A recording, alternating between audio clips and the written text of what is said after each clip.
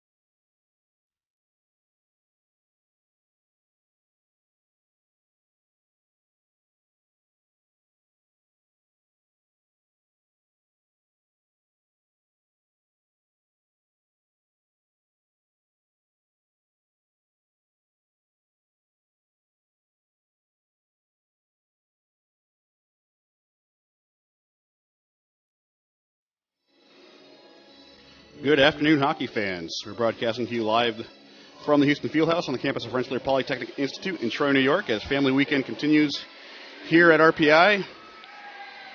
Today we're bringing you non-conference women's hockey action between homestanding Engineers of Rensselaer and the Yukon Huskies. My name is Tom Reel, and you're listening to all of this on your home for Engineers Hockey, 91.5 FM, WRPI Troy.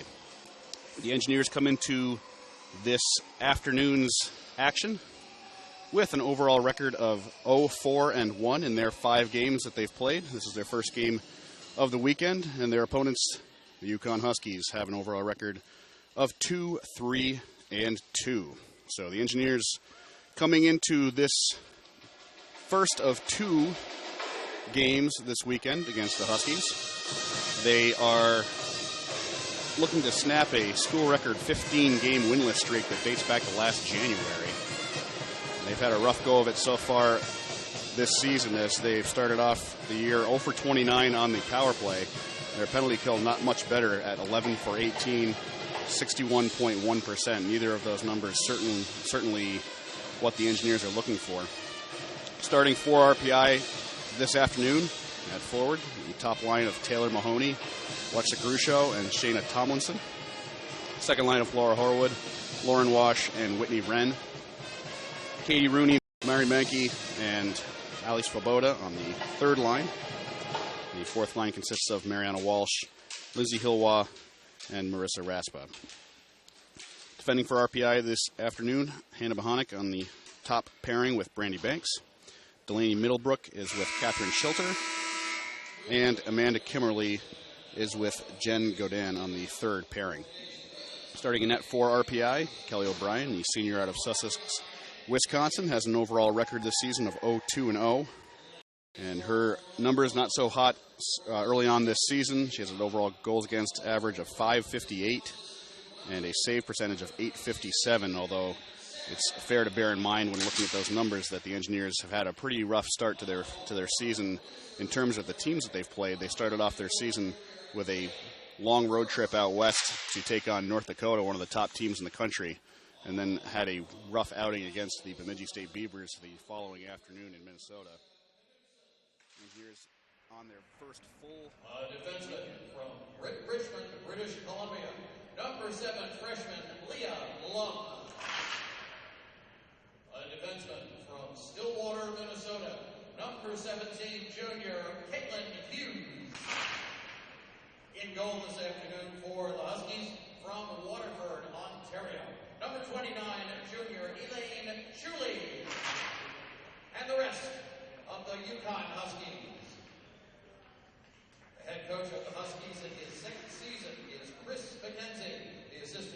are Casey Handrahan and Jacqueline Hawkins.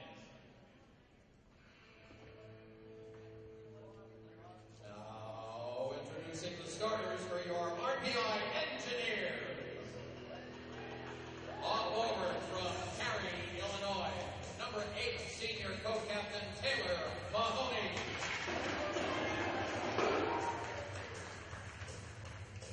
Off forward from Mechanicsburg, Pennsylvania, number 11 junior Alexa Ruchon.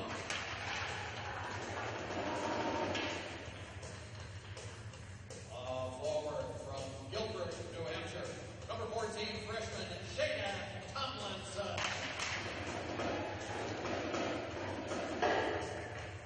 Defenseman from Aurora, Ontario, number 3 Catherine Schilter.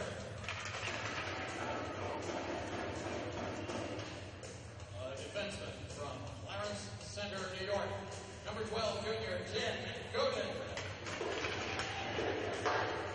In goal this afternoon for the Engineers from Sussex, Wisconsin, number 31 senior Kelly O'Brien. And the rest of the Engineers are beyond.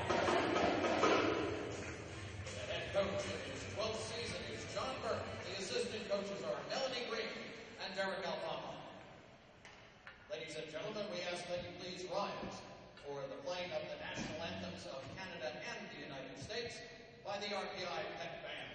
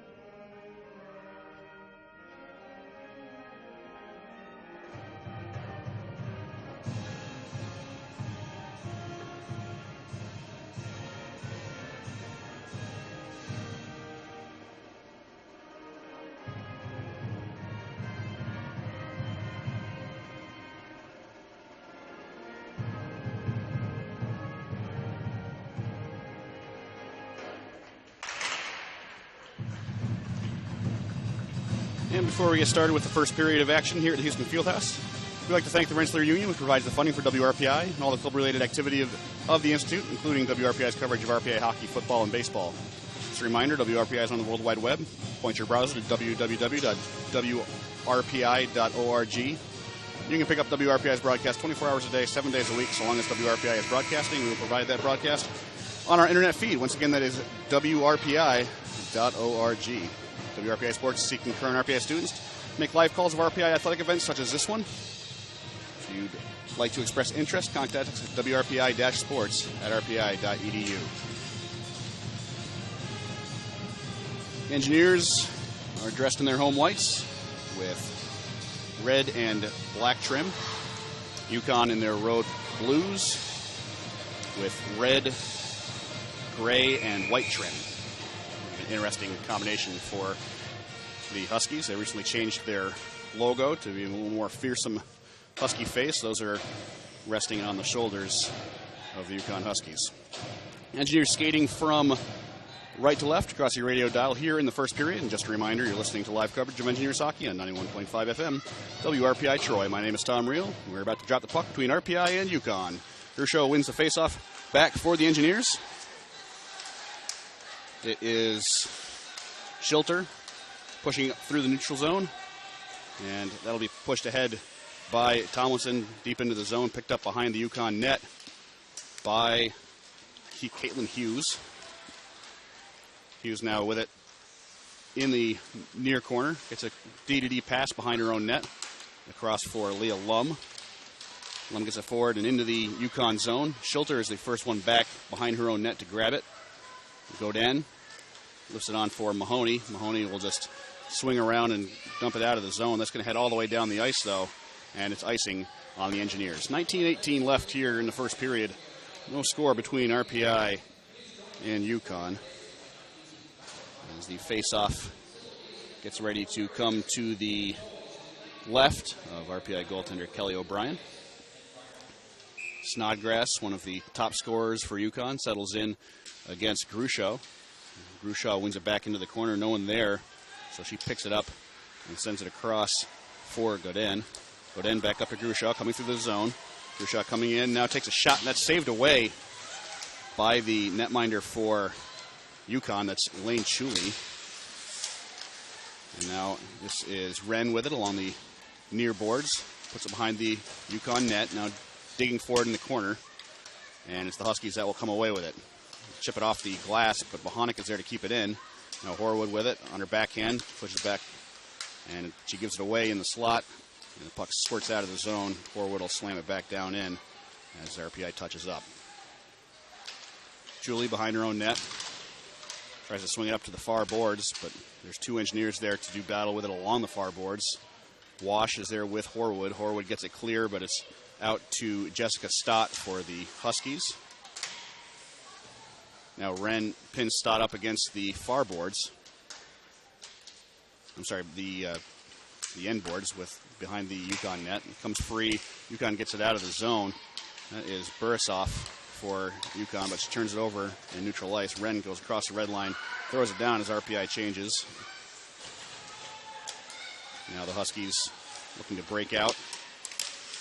Get it across the blue line, but Kimberly is there to hold up Macario. She grabs it and sends it back down ice, and then Stott will have to regroup for Yukon.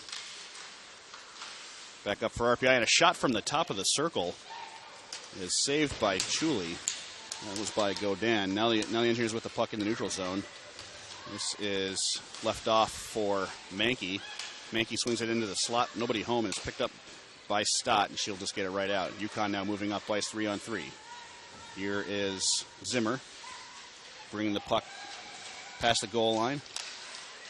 And now kind of a weak shot by the Huskies. I don't think that ever got through. Ends up in the corner, and the Engineers breaking the other way with it now. This is Svoboda. Crosses the red line, sends it back down. You can see who got that shot for Yukon, but it was through a screen, and I'm not sure it even really got on net. The Huskies are able to get it out of their zone. Hilwa now along the RPI bench with Harris and Middlebrook.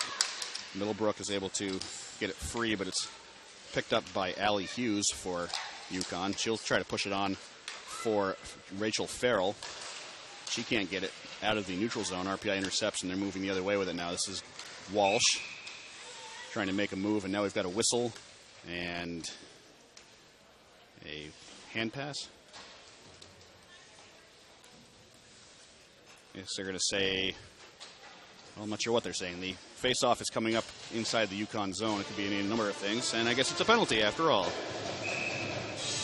Penalty is on Yukon senior Rachel Farrell. So the Engineers heading to the power play. Farrell off for body checking. As we mentioned at the start of the program, the Engineers power play has yet to score this season. They're 0%. They're 0 for 29 to start the season off. So this on their 30th opportunity. The Engineers with the puck. And a shot by Grusho. Saved by the UConn netminder, Chuli.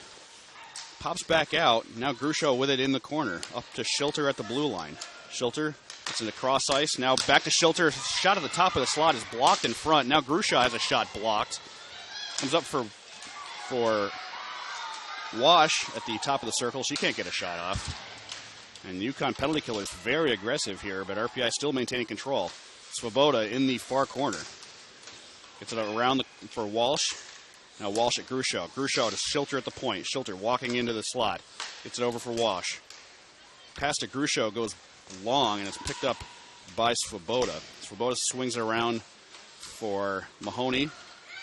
Now Schilter at the blue line. Up for Mahoney. Mahoney can't get a handle on the pass, though, but it's sticked away by Grusho, who has the puck go into the corner. She went flying, trying to chase after it as Sheely tried to poke check it away and couldn't grab it. Now there's a battle for it in the far corner. 3 Engineers and 2 Huskies trying to poke that free. RPI's had the puck down there the entire time, but haven't gotten much off. They got one decent shot, and that's about it. Puck comes free to the blue line. It's kept in, but only for a short time. That is McDonald that's going to grab it and send it all the way down ice. Only 19 seconds left on the RPI power play. They did a good job of keeping it down there, but the UConn Huskies were aggressive on the penalty kill and have been keeping RPI at bay thus far. RPI now back in the UConn zone. This is Wren. Now up to Godin at the blue line. Godin skating to the point. Back for Wren. Wren skates into the slot. She takes a shot. That goes off Horwood and goes wide. Power play is over. The Engineers now 0 for 30 on the power play so far this season, but a decent showing for them on this man advantage. They still have the puck in the UConn zone. It's up to Bohanic at the blue line. Now a shot by Horwood goes through the crease and just wide of the net. UConn grabs it and looks to break out. That is Farrell just out of the penalty box as she sent it down ice, but it wasn't over the red line. Looked to connect with a pass that wasn't connected to her player, went all the way down ice, and we'll have icing on UConn with 14:08 left in the first period. Still no score. RPI certainly had their opportunities on that power play. Some good passing. Maintained the zone for much of the two minutes, but were unable to break through for the first goal of the game. Engineers win the faceoff in the UConn zone. Sent down into the corner for Walsh. It's picked up by Hillwall, who will move it on behind the net looking for Rooney, but it's picked off by Teresa Knutson. Engineers keep it in the zone with Middlebrook, and she'll send it into the far corner. And it's jumped on by Stott. Over for Cindy Cook. And she'll get it out, but Middlebrook picks up along the red line near her own bench. Headman pass looking for Rooney. Goes just wide. She'll try to skate it down, but isn't able to get to the dot in time, and it's icing on the Engineers.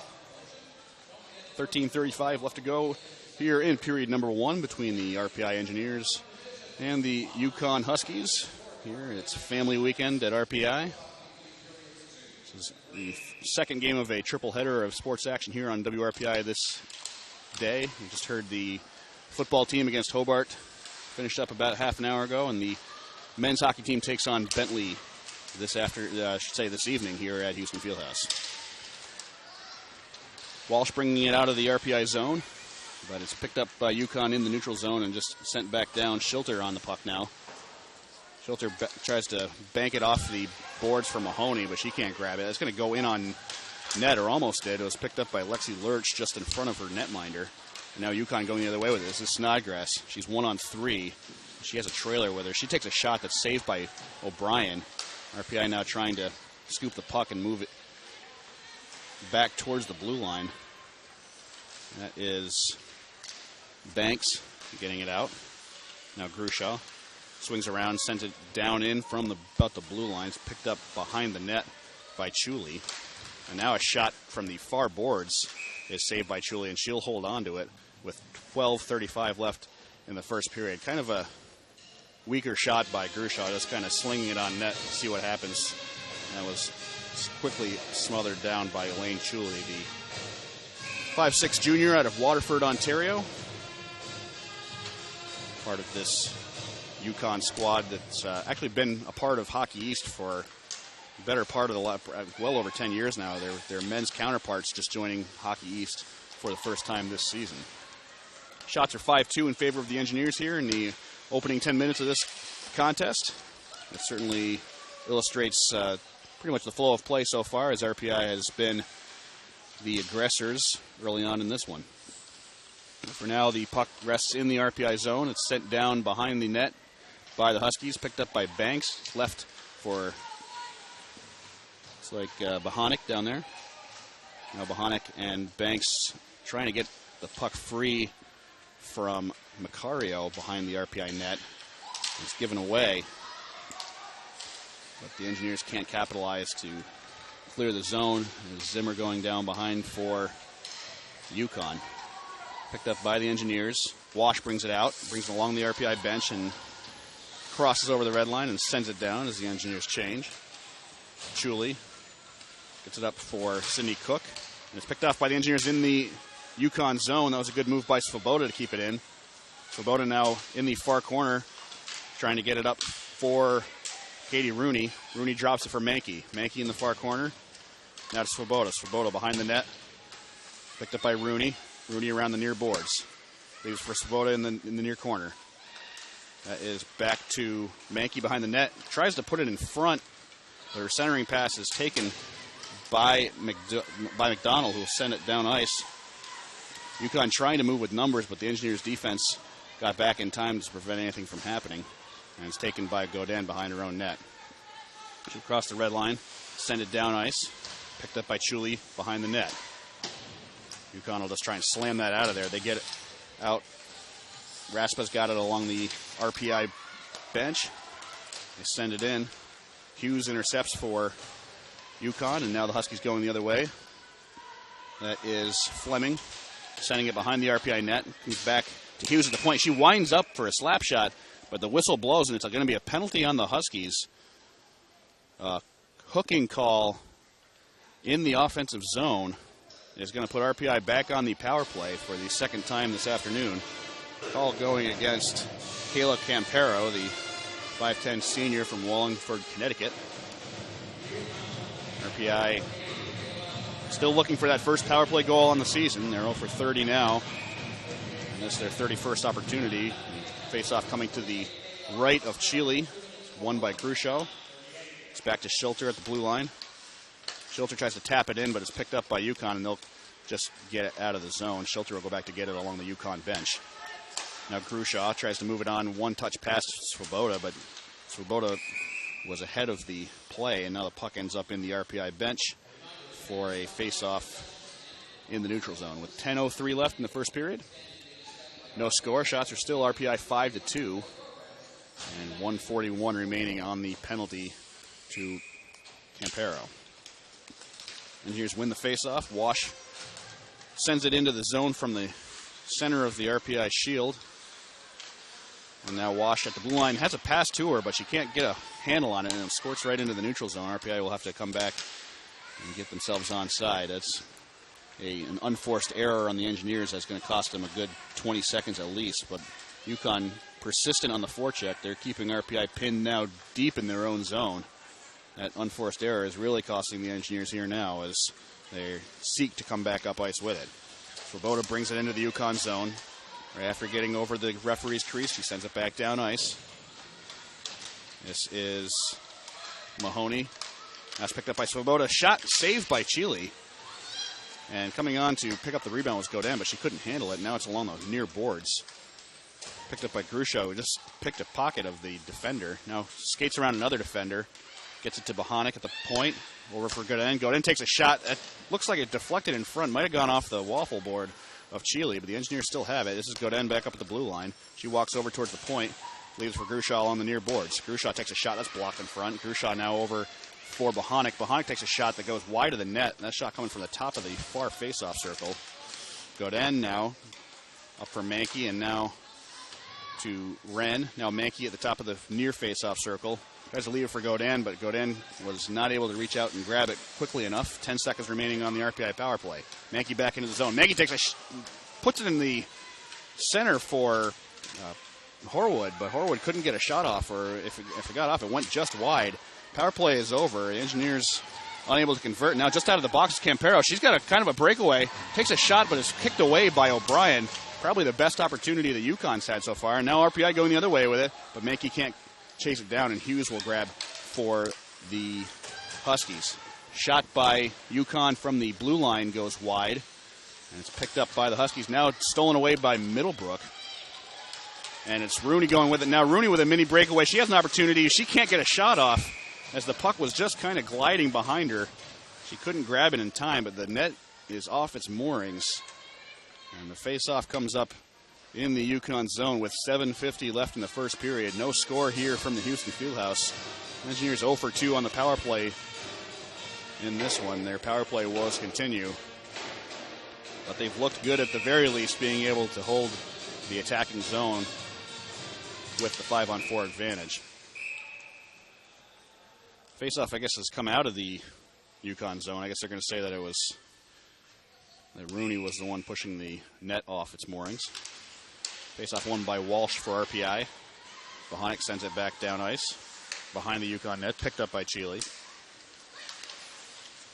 And it's intercepted by Walsh in the UConn zone. Good forechecking there by her and Rooney. Walsh will bring it behind the net. Tries to leave it for Tomlinson. Now Tomlinson will pick it up. She looks up for Bohonic. Bohonic shovels it up, trying to find Walsh. Walsh now with it, top of the slot, takes a shot that's blocked in front by Allie Hughes, who all she had to do was just stand there. And now we've got a whistle as Lurch is slow to get up. She was hit in the slot area there. But she's skating off under her own power, and we'll have a face-off coming up to the immediate left there of Lane Chuley. 7:16 left in the first period. No score between RPI and UConn. Kimberly tries to move it forward for the Engineers. And now it is Sydney Cook behind the UConn net with a D-to-D pass. Pulls it out. Kimberly gloves it down at center ice. And now Hillwall will try to grab it, but they're going to say that she was just a step over the blue line when that puck came down. Engineers call for offsides. RPI certainly controlling the flow of play here, as Kelly O'Brien has not had an awful lot to do here in the opening moments of this game. With 6:50 left in the first period, there's still no score. And as UConn has done all they've needed to on 2 penalty kills and playing defense to keep this a scoreless contest. UConn trying to break it out of their own zone. They get it out. Harris is doing battle for it along the RPI boards. Now Lum with a D-to-D pass. That's picked up a nice pass to Harris. Getting it into the zone. She tries to drop it off, but Walsh is the only one there. And she will get it out of the RPI zone. Now Wren pushing it forward. She's unable to get it all the way down ice as RPI quickly trying to change. A good job forechecking by Horwood to keep the puck tied up as RPI got their players changed behind that play. Harris now near her blue line. Set out over into the neutral zone, looking there for Farrell, but the pass was too far, and RPI will take over. Coming across the logo is Banks. Banks gets around her defender, takes a kind of a drop shot into the slot, but nobody was home, and UConn picks it up, goes the other way with a Harris with a backwards pass into her own zone. Picked up now by Fleming with a shot right in the middle of the slot that's saved by Kelly O'Brien. She had to be sharp on that one. UConn moved the puck quickly into a scoring opportunity there, but Kelly O'Brien saw that one all the way and made the save with 5:43 left now in the first period. Still no score. UConn wins the faceoff, takes a quick shot that's blocked in front. Now a shot that comes from just outside the neutral zone is gloved down by O'Brien, and the faceoff again comes directly to her left. Snodgrass and Grusho settling in, the top 2 forwards for this year. I should say the top 2 centers. Grusho is kicked out, and Snodgrass wins backwards for UConn, but it's picked up instead by the Engineers. This is Mahoney along the near boards. Brings it in, passes to Tomlinson from her knees, and Tomlinson takes a point-blank shot that's saved by Chile. Back up to the top for Godin. Godin takes a shot that's saved off of Snodgrass's shoulder. Now Godin again. puts it through her defender's legs to Grushaw. Now Godin over to Grushaw. Grushaw looks for Mahoney in the slot, but it's off the far boards. UConn tries to send it out of the zone, but they put it in their own bench. So the face-off now coming up. Should be in the UConn zone, I believe, with 5:05 left in the first period.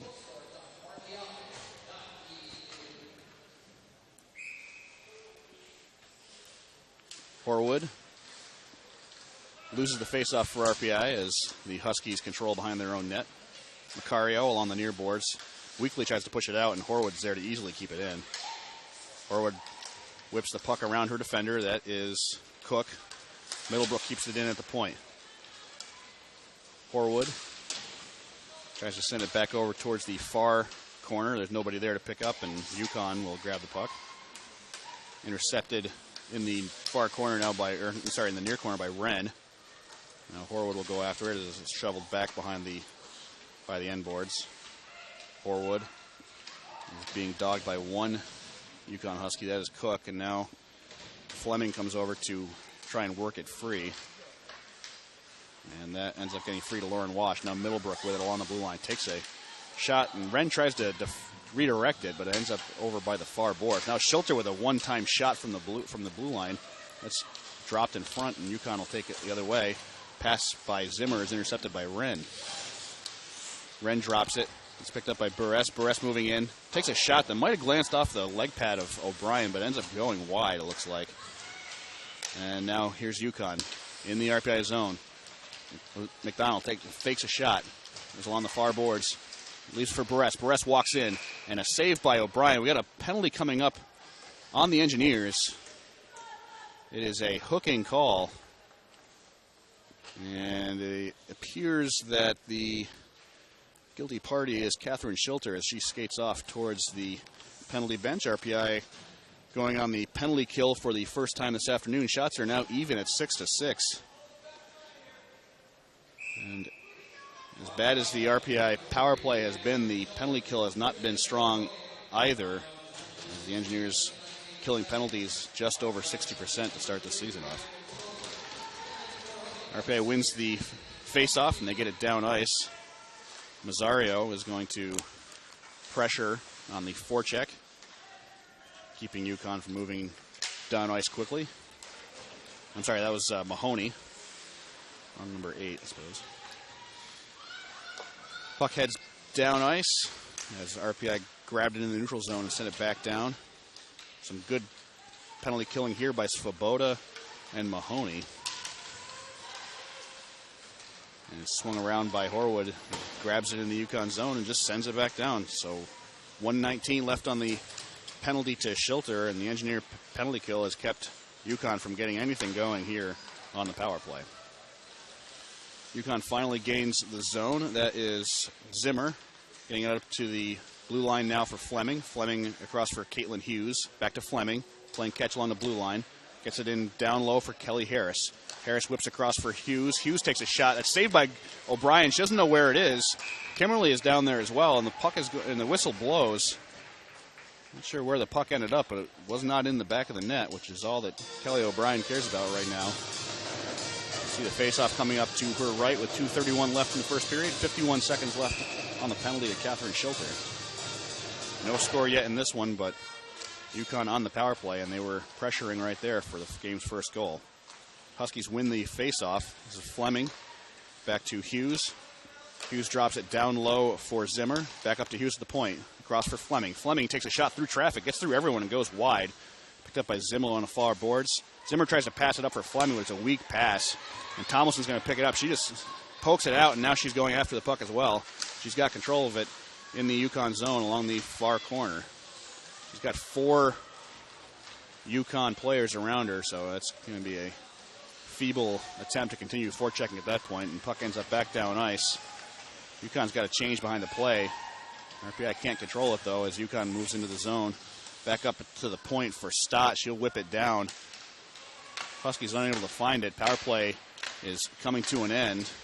So a successful first kill for the Engineers, but UConn still with the puck in the RPI zone. Now it's taken by Svoboda. Svoboda sends it towards the penalty bench. She might have been looking for Schilter, but I think Schilter ended up moving quickly back to the RPI bench. So instead of a quick headman pass to the player coming out of the penalty box, it's going to be icing on the Engineers with 1:29 left in the first period. Still no score between RPI and UConn. RPI wins the faceoff. Walsh is trying to dig it out from underneath her, and it's taken by UConn. They keep it in the zone. Drops back for McDonald behind the net. Now Burris quickly with a shot from along the end line was saved by O'Brien. Now Stott keeps it. Oh, no, she doesn't keep it in the zone, and the puck was squirted back out to her. She tried to keep it by shoveling it all the way back down, but UConn had to pull out of the RPI zone. That allows the Engineers to send it back down ice. This is Wash on the far boards. Wash now walking in, had a lot of space, takes a shot, goes off Chile, and goes out of play. It looks like we're going to have a penalty coming up on UConn, however. It's going to be a checking call with 51.4 seconds left in the first period. RPI already going on their third power play of the game. Leah Burris is heading to the box, and she's not happy about it. So a body checking call. We're going to call it a roughing call against Burris. They're two similar signals by the referees in women's hockey. And that will put RPI on their third power play of the afternoon. They're 0 for 2 thus far. And they'll be on the power play for the remainder of the period unless they put one in. Puck goes down. It's down ice into the RPI zone. It's left by O'Brien, but some good forechecking there by UConn, keeping RPI from getting out. Now they're moving it out. Here's Grushall on the past the crest into the UConn zone. She goes around the UConn net and gets it to Schilter up at the point. Now Grushall on the near boards. Passes up for Wash. And now this is Schilter along the blue line. He's looking for someone to give it to. It ends up being Grushall near the top of the face-off circle. Across ice for Wash. Her shot goes through traffic and goes wide. Now Grushall with 6 seconds left at the top of the circle. Moves it in for Svoboda. At the top of the slide is Schilter. Schilter takes what looked like a shot. Was actually ended up being a pass to Wash. Wash couldn't one-time it. And that's the way the period ends with a 0-0 tie after 20 minutes. Shots on goal in the first period. Dominated early by RPI, but UConn with that power play ended up coming ahead of the game. They now lead shots 8-7. Faceoffs are 10-8 in favor of the Huskies. And as mentioned, the Engineers currently on their third power play of the game. They're going to have a little bit over a minute of power play time when we come back to the second period, but all in all, a decent opening to the game for the Engineers, at least in the first 15 minutes of the period, as they were able to control the puck and keep the puck down in the attacking zone for much of that opening 15 minutes or so, aided by a couple of power plays that they look pretty good on. Maybe a little more clumsy so far here on the third power play, but we'll see how that ends up shaking out as the second period begins in about 15 minutes' time. So we're going to take a break. And we'll be back with some more Engineers hockey here on 91.5 FM WRPI Troy.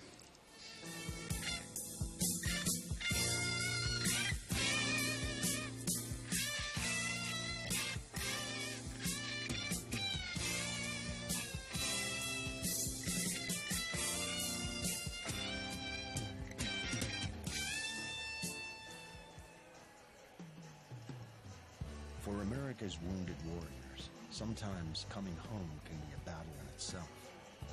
Every one of them needs our support to meet the challenges they face every day. The USO provides Americans a way to offer that support to our wounded warriors and their families. Join us. Visit USO.org to learn how you can make a difference in their lives. The USO, until everyone comes home. Right now, nearly 30% of U.S. students aren't finishing high school. In many places, it's even higher than that. And fixing it is a responsibility that we all share. This is President Obama, and I urge everyone to take responsibility for encouraging the high school students in your communities, to support them, challenge them, and do whatever it takes to help them make it through. Do your part by going to boostup.org and giving a student the boost that's needed to make it to graduation. A message from the U.S. Army and the Ad Council. Let's say you're a dad and you want to take your son and daughter on the perfect camping trip. So you pack up the car with all your gear. We're all loaded up. And you get the right direction. Arriving at destination. And you set up camp right next to a creek. I caught a fish! And it all goes perfectly. Best trip ever, Dad! And you're the perfect dad. But even if it doesn't go that way, and your gear ends up on the highway, and you get completely lost, Where are you going? and your campground is near a beehive, it can still be the perfect camping trip, because kids don't always see things the way you see them. Best trip ever, Dad! You don't have to be perfect to be a perfect parent. There are thousands of siblings in foster care who take you just as you are. For more information on how you can adopt, go to adoptuskids.org.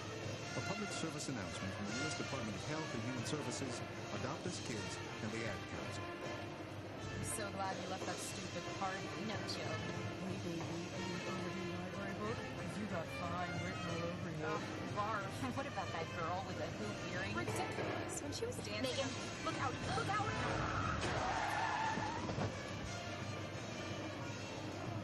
Oh my God, Becky. Becky, are you okay? My arm. I think it's broken. Can you bend it? It's already bent. In the wrong direction. I can't believe this. I'm so sorry. I only had a few drinks. I was just buzzed. Really? Just buzzed? Yeah, I swear. Well, in that case, my arm is fine. That's better. You really okay? You're serious, Becky? No, genius. I'm not serious. Ow! My arm. It hurts. Buzzed driving. Maybe we should stop acting like it's no big deal. Buzz driving is drunk driving. A public service announcement brought to you by the U.S. Department of Transportation, the Ad Council, and this station. Hi, this is John Burke, women's hockey coach here at RPI. You are listening to Engineers Women's Hockey on 91.5 WRPI, Troy, New York. I'm Drew Brees, NFL quarterback for the New Orleans Saints, here with Bugs Bunny to remind you to get moving every day. Because when you get moving an hour a day, you fuel your body and your mind. So what do you like to throw around the football like Drew? Skateboard, ride a bike, or dance in your room. Just move it your way. And be a player. Get up and play an hour a day, Doc. Check out how to be a player at letsmove.gov. Head online to get tips on great ways to get moving every day. At letsmove.gov. A message from the Ad Council and HHS. And we're back here at Houston Fieldhouse. We're in the first intermission of play between the RPI Engineers and the Yukon Huskies. No score after 20 minutes. Take a quick look now at RPI football, which you just heard here on your home for RPI Sports, WRPI Troy. And it was not an easy outing for the Engineers for certain, as they hosted the 8th-ranked Hobart Statesmen. That's 8th in the nation. So Hobart among the best teams in all of Division III college football. And the Engineers kept it interesting, at least through the first half, as they were able to hold the Statesmen to only 12 points in the opening 2 quarters. Hobart got the scoring started in the first quarter with a 33-yard run. And they missed the extra point to make it 6-0. And then a 3-yard run by the Statesmen early in the second quarter made it 12-0 after they missed the extra point again. And then late in the second quarter, in fact, with only 3 seconds left on the clock, RPI kicker Andrew Franks, who has been a serious asset for the Engineers this season, as his leg has helped them put some points on the board. They were able to do it here with a 54-yard field goal. That made it 12-3 in favor of the Engineers. That field goal setting a school record to put RPI on the board, but that would be all the points that the Engineers would get, and Hobart would take over in the third quarter. The key play was on RPI's opening drive of the second half, as Todd Collier picked up a 31-yard interception return for a touchdown, put the Statesmen ahead. They brought in a second kicker to kick the extra point this time, and it was good. And then the Statesmen went to work later in the third quarter, getting 2 more touchdowns on a 21-yard run and a 55-yard run, respectively, to make the score 33-3 by the end of the third quarter. That was pretty much all they needed in order to put this one away. They pick up a safety on a blocked punt in the fourth quarter for the final tally. Hobart 35 and the Engineers 3. RPI is off next weekend. They have a bye. And their next return to action will be November 8th as they travel to take on Springfield College in a Liberty League game. That one scheduled to start at 1 p.m. You'll be able to listen to that one live here on 91.5 FM WRPI. The Engineers picked up a total of 218 yards against the Hobart defense, but it wasn't able to get them anything beyond a very long field goal by Andrew Franks. Meanwhile, Hobart picked up 379 offensive yards, 295 of them on the ground, as Hobart's devastating rushing attack really left the RPI defense with no answers in this game. RPI scoring only 3 points despite having a total time of possession of 33 minutes and 49 seconds. Certainly the Lions' share of the offensive time in this game. The Engineers fall to an overall record of 4-4. They're 2-3 in conference play. Hobart, the 8th ranked team in the country. And they'll be at least that next week for sure, as they increase their record to 7-0 and their Liberty League record to 4-0. Well, we will take another quick break here at the Houston Fieldhouse and get ready to bring you the second period of action between RPI and UConn. The score after one period of play is RPI 0 and UConn 0. You're listening to live coverage of Engineers hockey on 91.5 FM WRPI Troy.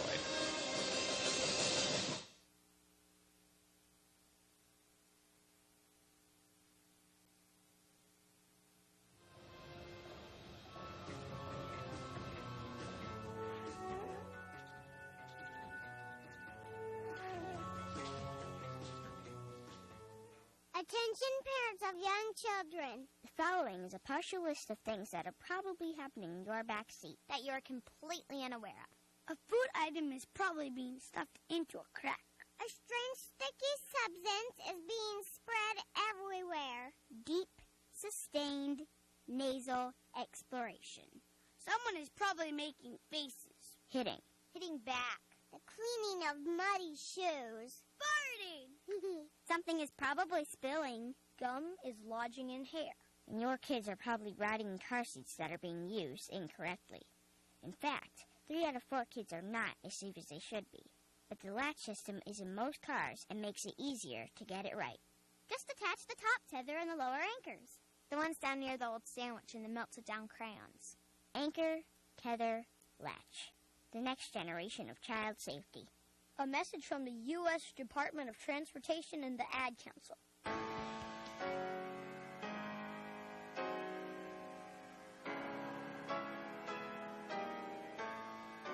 Hello, this is Dr. Sigmund Freud. Whenever I wish to be aroused, I listen to WRPI, Troy's only stimulating radio station. Come, Sigmund. It's time for bed.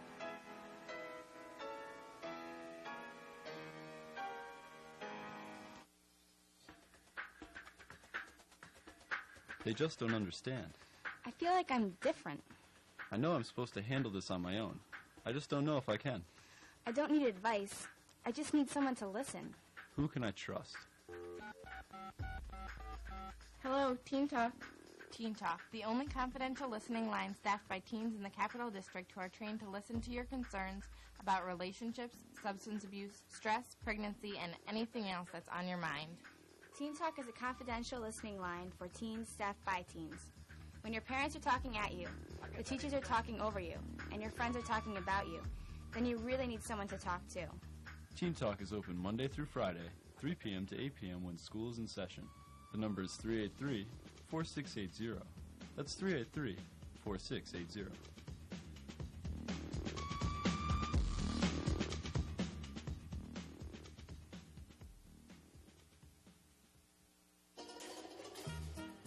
If you love food and your heart, go grocery shopping with me, Mon, short for mono unsaturated fat. And me, polyunsaturated. We're the Better Fat Sisters. Over here in the cooking oil aisle, choose canola, olive, and other vegetable oils. Liquids are better for your heart than solid fats. You'll also find us in fresh foods like avocados, nuts, and fish. Before you put any baked goods, packaged, and prepared foods in your cart, read the labels. Avoid our bad fats brothers, saturated and trans. They love to clog your arteries. We're heart healthier, but let's face it, we're fats. We all have the same 9 calories per gram, so watch your portions. And thanks for shopping with us.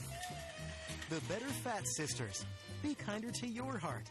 Learn more and get recipes at heart.org/facethefats. Nationally sponsored by Canola Info.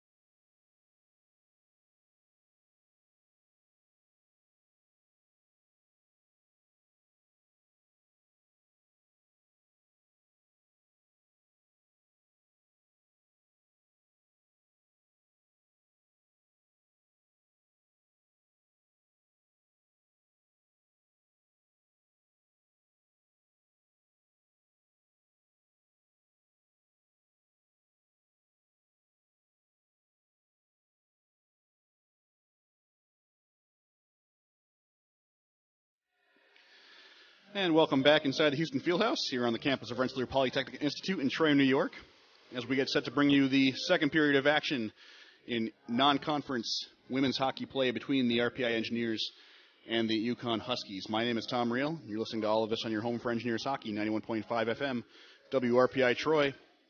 Your score after one period of play is RPI nothing and Yukon nothing. Before we start the second period, we'd like to thank the Rensselaer Union, which provides the funding for WRPI, and all the club-related activity of the Institute, including WRPI's coverage of RPI hockey, football, and baseball. Just a reminder, WRPI is on the World Wide Web. Point your browser to WRPI.org. You can pick up WRPI's broadcast 24 hours a day, 7 days a week, as long as WRPI is broadcasting. We will provide that broadcast on the internet feed. Once again, that is WRPI.org. WRPI Sports is seeking current RPI students who may be interested in calling a game, doing sports broadcasts here on WRPI. If you have any interest, we invite you to drop us a line, WRPI-sports@rpi.edu. Engineers starting the second period on the power play. They should have a power play of about, that'll be a minute and 8 seconds to start off this second period. And as been mentioning, their power play has not been strong this year. As of right now, they're 0 for 31 on the power play. They'll have a minute and 8 to do something about that here early in the second period. Engineers skating from left to right here in the second period of play as Grushaw and Fleming face off on the RPI shield. Face-off is won by the Engineers as Svoboda pushes the puck back for Schilter, who skates with it now in the RPI zone. She gets it ahead for Grushaw. It's intercepted along the blue line by Zimmer, and she'll send it all the way down ice. O'Brien will leave it behind the net for Schilter. Schilter now moving the puck up ice. Pass across the blue line to Grushaw. Grushaw into the Yukon zone. Skating behind the Yukon net now, coming around along the far boards. Still has the puck. Drops it for Wash at the top of the face-off circle. Now Schilter on the top of the far face-off circle. Puts it up for Svoboda. Now pass for Wash goes to the board, but it's picked up by Schilter. She leaves it for Wash. And now Grushaw along the far board with 18 seconds left on the power play. She swings around for Svoboda. Svoboda along the blue line for Wash along the far boards. Now Wash to, looks like Mahoney along the far boards, who puts it in the slot for anyone who would pick it up, but it ends up being picked up by Yukon. Stand out of the zone, and the power play is over. RPI with plenty of good passes on that power play, but they didn't take any shots. And it's difficult to score if you're not going to take shots on the power play. Back to 5-a-side here with 18:34 left in the second period. Still looking for the game's opening tally as UConn sends it into the neutral zone and ends up going down ice. They're going to wave off icing as O'Donnell and Godin both go hard into the boards. I think Godin had the rougher of it. Neither of them were impacting each other, but they both went down pretty hard. O'Donnell is up. Godin is still a little bit shaken up. And the trainer coming out to take a look at Godin for the Engineers. 18:23 left in the second period, just early in this period. And it looks like they're going to put McDonald in the box, in the penalty box. They were both going after that puck. I was thinking that it might have been a puck that would have been called icing on UConn, but Godin is being helped off the ice by her teammates. And it looks like it's going to be a body checking call against O'Donnell. So we'll see if Godin comes back into this one. She's heading back to the locker room. But a body checking call against McDonald, which, to be quite honest with you, I thought might have been a little bit of overkill on this penalty. But the Engineers are going to get their fourth power play of the afternoon out of it as they lose the faceoff in the UConn zone. That allows the Huskies to go behind their own net and grab it. RPI forechecking to try to keep it in. And the puck comes along the near boards, and now it's out of the zone as Schilter will have to give chase. She has Harris behind her giving chase as well on the forecheck. Schilter falls down, and Harris is able to come away with it, but Wash picks it up just to the side of her cage. And now the Engineers heading back down ice. This is Grushaw across the blue line. Tries to find Mahoney at the top of the slot, but it goes all the way through to the far boards. Picked up now by Grushaw, who went all the way down there to grab it. Wash takes a shot that goes wide of the net to the left of Chuli. And now Grushaw along the far boards and scores! Grushaw walks it straight through the top of the slot, whipped a shot from the face-off circle, from the near face-off circle, scoring RPI's first power play goal of the season and putting the Engineers ahead 1-0. RPI converts on their fourth power play opportunity, and they break the ice. They've got the game's first goal. Engineers take a 1-0 lead with 17:38 left here in the first period. So those journeys that start with a single step, sometimes if you want to get yourself going, you've got to get something motivated, and there's a nice shot by Grushaw, sweeping through the slot, getting herself around the defender, and then whipping a shot that went top shelf to give RPI the lead. UConn moving the puck out of their own end. This is Campero along the near boards. She loses control, and now there's a battle along the RPI bench for it. Lurch is with Walsh, and they're going to blow it dead. They say it was frozen just outside the RPI door. And the faceoff comes up inside the neutral zone with 17:06 left in the second period. The power play goal goes to Grushaw. I'm still waiting to see who the assists are going to be. She might as well get an assist herself as she went along the far boards to grab it and skated across herself. They're going to give the assists to Svoboda and Schilter on RPI's opening tally here in this one. So RPI with a 1-0 lead, looking to move it out of their own zone. They get about to the red line, and it gets dumped back down ice by the Huskies. Horwood pokes it out of the zone up for Raspa. She can't grab it. Wren takes it and pushes it into the UConn zone, but only briefly as the Huskies come back the other way with it. Zimmer backhands it into the RPI zone. Middlebrook there to grab for the Engineers. Up for Raspa. And Wren can't control it near the logo. Ends up back down behind O'Brien. And now Middlebrook trying to control behind her own net. And it gets free to Harris. Harris gets it up to the point for Cook. Cook sent it down looking for Farrell, but Grushaw is there behind the RPI net. She bounces it off the end boards for Horwood. Horwood lifts it up, trying to get it out of the zone, and it falls straight down into the UConn bench. So the faceoff comes up in the RPI zone with 15:49 left in the first period.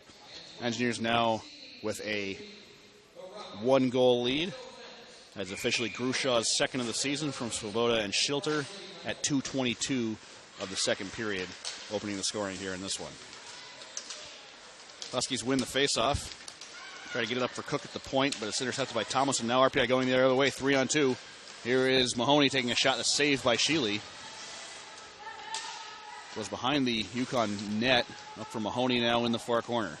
Mahoney turns, passes it over for Tomlinson.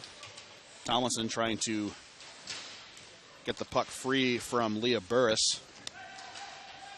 And now it is Mahoney in the corner. She loses control.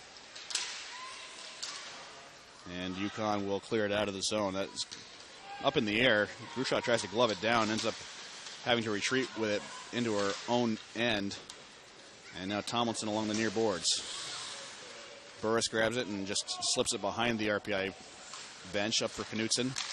Knutson gets up for Allie Hughes at the point, but she whiffs on the one-time opportunity, and the puck goes all the way down ice. RPI will take advantage of that unforced error to make a change behind the play. And now the puck heading all the way down ice. They're going to wave off the icing as Schilter was easily the first one there. And instead, UConn taking over now in the RPI zone. Shot by Wright. I'm sorry, that's Allie Hughes goes wide. Penalty coming up on UConn as Swoboda comes out of the zone. Swoboda on the far boards and is touched by UConn in the slot, and we'll have the fifth penalty of the game, an interference call against UConn. I should say the fifth penalty against the Huskies. RPI giving up only a single power play so far in this game. But the Engineers 1 for 4 on the man advantage, and they're heading back on the power play as Brittany Barasoff, junior forward, called for interference. So the Engineers back on the power play here. They just scored their first power play goal of the season on a shot by Grushaw on their last opportunity. We'll see if they can make it 2 in a row here for RPI. Shot by Schilter at the point. Score! That got through traffic. Looked like it was a pass from Wash almost right off the faceoff as the Engineers won the faceoff in the UConn zone. Came up for Schilter at the point, and she ripped a slap shot that found nothing but the back of the net. And when it rains, it pours for RPI on the power play. They've got another one. They're 2 for 5 this afternoon, and they've got their first 2 of the season. It's 2-0. It's a little bit serendipitous for the Engineers here as they've gotten their opportunities with the man advantage, and after some rough showings, especially on the power play at the very beginning of this period, where they made a lot of passes and didn't take very many shots. In fact, they didn't take any shots. Now they've got 2 power play goals in a row, and they've got themselves a 2-goal lead here in the middle of the second period. RPI now breaking 3-on-2 into the UConn zone. Shot goes into the corner. Bahana keeps it in with a slap shot at the point, and it's blocked in front. Puck now along the near boards. Snodgrass tries to clear it out, but it's kept in by Wash. Now Wren has the puck over by the far boards. And the puck ends up behind the UConn net. Now the Huskies trying to break the other way with it. And the puck goes into the UConn bench for a whistle. Our Engineers' second power play goal scored officially 5:48 of the second period. Schilter with her second point of the afternoon, getting credit for the goal. And the assists to Lauren Wash and Alex Grushaw, who won the face-off for the Engineers to get that all started. So there was only 3 Engineers to touch the puck on that power play, are the 3 that end up getting credited with the points on RPI's second goal of the afternoon. Shots are 11-8 in favor of the Engineers, which means it's been all RPI here in the second period. A shot by RPI from along the near boards goes off Sheely's blocker and into the corner. Now Mankey behind the net, and a pass in front. Shot by Swoboda at point blank. That goes off of Sheely's blocker. I'm sorry, her leg pad, and into the near corner. Lucky break there for UConn as RPI was extremely close there to taking a 3-goal lead. Now Maccaro intercepts in the RPI zone with some sloppy passing from the RPI defenseman. Her shot didn't end up going anywhere. RPI able to get away with that one. Now a pass up for Walsh, and Walsh can't grab control of it. Goes all the way down ice, but icing ends up getting waved off. Now this is Hilwa in the neutral zone. Tries to get it to Schilter, who can't control the pass. Raspa tries to move forward and grab it. Now Walsh will send it into the zone. On the far boards, it ends up being picked up by Rachel Farrell. Farrell behind her own net. Hilwa on the forecheck. Farrell gets it out of the zone. Now it's taken by Tomlinson in the neutral zone. She pushes it back down into the RPI zone, but it's quickly out again. Schilter along her own bench. Sends it back down from the red line as RPI changes. Tomlinson forechecking for the Engineers. She's on Allie Hughes, who's trying to get it out. Intercepted by the Engineers, and a shot didn't get through traffic. The RPI still with it now. Mahoney takes a shot that goes off of Lexi Lurch and into the corner. Now a pass by Middlebrook is intercepted by Rothke. UConn's going to send that one down ice. And Middlebrook is there to collect. Once again, icing is waved off on that one. Tomlinson up for Mahoney out of the RPI zone. Mahoney across the red line. Gets held up there, but Tomlinson now with it. Comes across. Tomlinson goes down. Penalty coming up. Tomlinson had some open ice in front of her, but had a defender. That was a bad penalty for UConn to take as Tomlinson gets tripped up from behind. The Huskies certainly had numbers. Didn't need to do that in order to stop scoring opportunity by the freshman Tomlinson. And once again, penalties starting to become a major problem for UConn as they've taken yet another one here, and RPI with their newfound strength on the power play going back on the man advantage. Kind of an inconclusive power play, or I should say an inconclusive face-off there. UConn ends up coming away with it and then come down ice 2-on-2. And after crossing the blue line, they'll just slap it back down ice. And now the Engineers looking to set to move down ice. Bohonic up to Horwood. Horwood gets across the blue line. Might have been, looks like she was just onside. Now she brings it behind the UConn net. Mankey along the near boards. Bohonic. D-to-D pass up for Banks. Banks steps into the slot, whiffs on her shot, and it's McDonald will take it out for the Huskies. McDonald tries to maneuver it around Bohonic. Bohonic is the first one to the puck behind the RPI net. She'll come around and start moving back ice, up ice once more. Pass from Mankey is pushed on, and now the Engineers will put their top power play line back out onto the ice. UConn gets it, sent it all the way down ice. Zimmer is giving chase with Schilter. And now Zimmer moves it into the near corner of the RPI zone and just tries to kill a little bit more of the clock with 52 seconds left on the RPI power play. Engineers coming out now, wash across the logo to Svoboda. Svoboda heading down into the zone behind the UConn net, up for Grushaw along the far boards. Grushaw up for Schilter at the point. She has a goal. Over to Wash, the near face-off circle.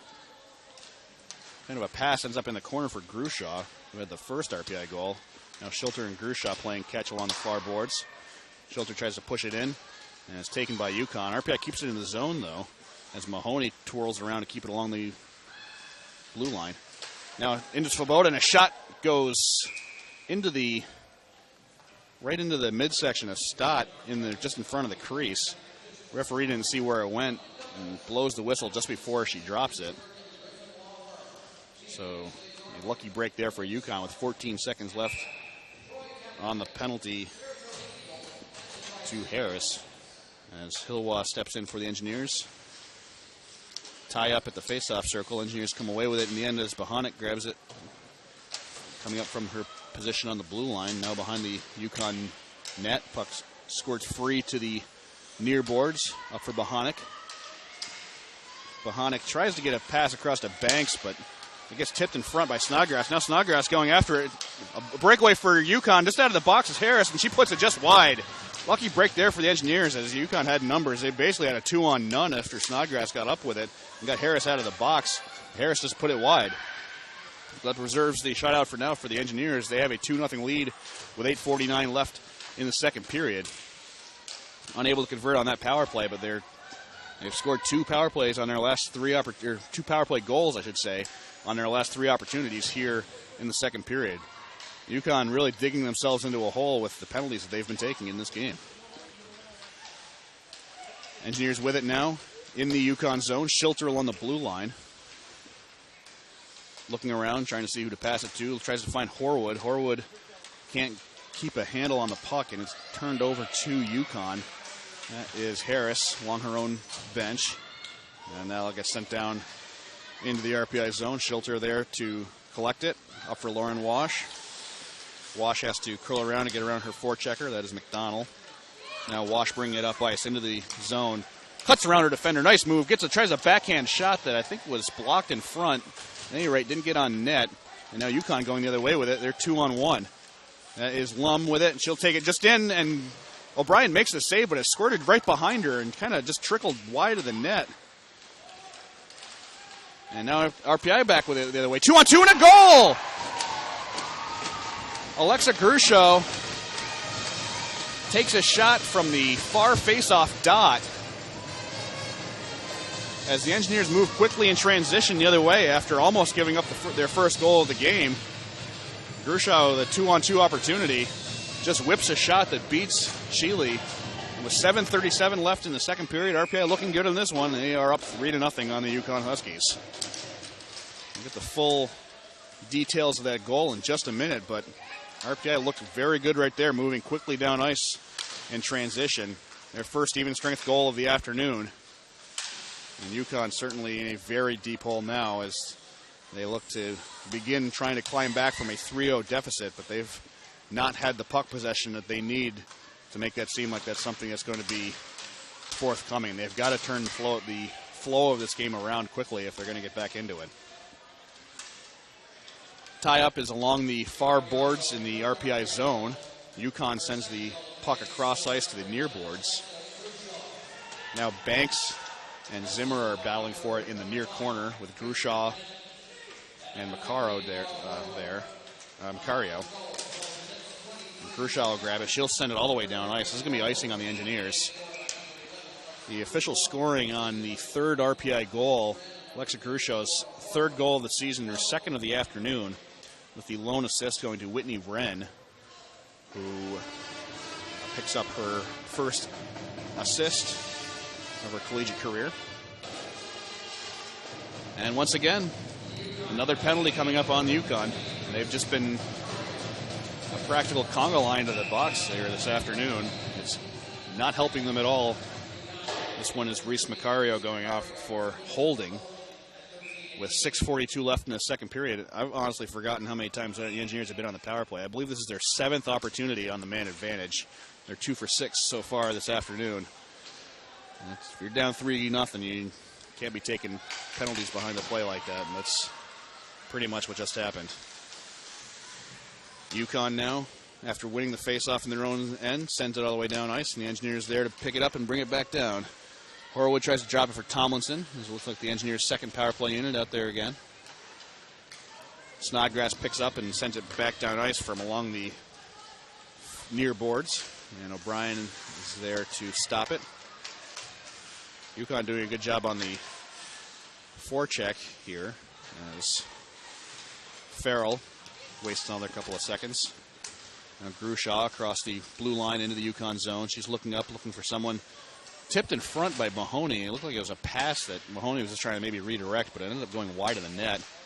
Now RPI setting up as Svoboda has it along the far board. She drops it back for Schilter. Schilter walks into the top of the slot. Plays catch with Grusho. Schilter over to Wash. Now back to Grusho. Wash at the top of the face-off circle. Into Grusho in the slot. Now Schilter along the far boards. Tries to pass it in for Svoboda, but it's picked up by Lurch. And UConn gets it out of the zone with 38 seconds left on the Engineers' 7th power play of the game. UConn sends it out of their end. That's going to almost go in on net. O'Brien kind of just sets it aside for Bohonic. Now Hannah Bohonic heading up ice.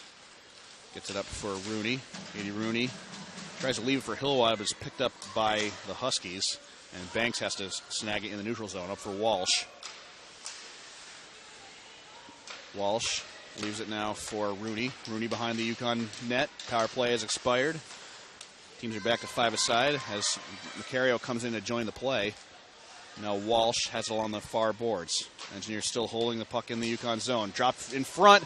Couple of whacks at it is Hillwa. The puck is still loose. lots of big tie-up, and a shot in front by Rooney goes off of Sheely.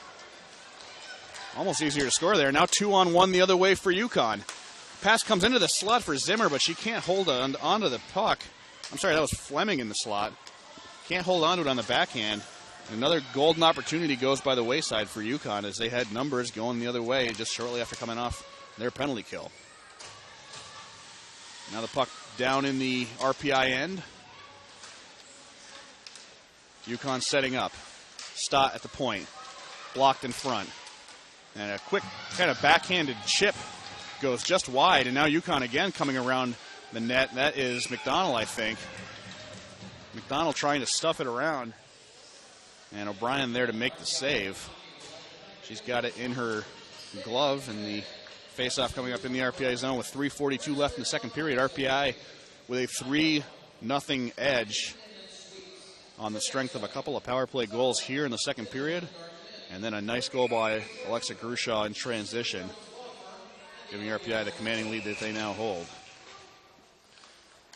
But we've seen probably the most life we've seen from UConn's offense in the last couple of minutes or so, or at least as long as they've been off the penalty kill. And now we've got a penalty coming up before the drop of the puck, and it's going to be on the Huskies. They take their 8th minor of the game. This is a penalty against Leah Burris, her second of the game.